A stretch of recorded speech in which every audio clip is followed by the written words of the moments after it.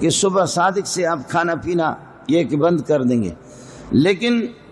صبح صادق ہم لوگ گھڑی دیکھتے رہتے ہیں، ہاں بھائی 4:20 پہ کھانا پینا بند کرنا ہے، تو ہم اپنے 2 منٹ بھی اللہ کو نہیں دیں گے بھائی، 18 منٹ تک کھاتے رہیں گے۔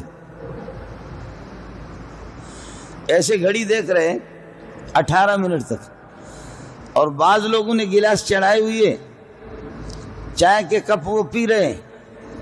اذانیں شروع ہو گئے، کہتے بھائی جلدی جلدی نمٹا لو، جلدی جلدی نمٹا لو، اذان ہو رہی ہے۔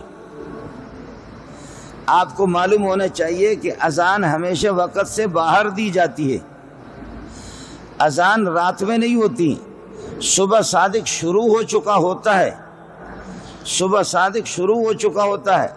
تو پھر اذان دی جاتی ہے۔ اور اذان کے وقت گلاس اگر آپ کے منہ پہ ہے اور چائے کے کپ آپ کے ہاتھ میں ہے اور اذان کے وقت ایک لقمہ لے بھی رہے ہیں، وقت تو نکل چکا ہے۔ یہ روزہ آپ کی اپنے یہ کہ دنیا میں اور آپ کے ذہن میں یہ روزہ ہوگا، لیکن یہ روزہ ہوا نہیں ہے، یہ روزہ ختم ہو گیا۔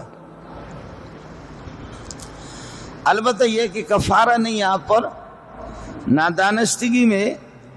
اور جہالت کی حالت میں جب اس طرح کیا، روزہ تو نہیں ہوا ہے، تب بھی شریعت کا حکم یہ ہوگا کہ پورا دن آپ کھائیں گے پیئیں گے نہیں، لیکن روزہ ہوا نہیں۔ اس کو آپ نوٹ کر لیں کہ اذان جب ہو رہی ہے، اذان ہوتے وقت کوئی کھا رہا ہے اور کوئی پی رہا ہے، اس موقع پر ایک لقمہ بھی کھا رہا ہے اور اذان شروع ہو گئی، لقمہ اس کے منہ میں ہے، اس کو پھینک رہا ہے، تب بھی اس کا روزہ نہیں ہوگا۔ اذان وقت کے اندر نہیں دی جاتی ہے، وہ روزے کا وقت ختم ہو چکا ہے، سحری کا وقت ختم ہو چکا ہے، صبح صادق داخل ہو جاتا ہے تو پھر اذان دی جاتی ہے۔ اصل اعتبار وقت کا ہے، اصل اعتبار وقت کا ہے اور اذان کا بھی نہیں ہے، لیکن مؤذن پابند ہوتے ہیں الحمدللہ، وقت سحری کا ختم ہو چکا ہوتا ہے، پھر وہ اس میں صبح صادق ہونے کے بعد صبح صادق شروع ہو جاتی ہے تو پھر یہ لوگ اذان دیتے ہیں۔ لیکن اگر کوئی مؤذن اذان کا اعتبار نہیں ہوگا، اصل چیز وقت کا ہے،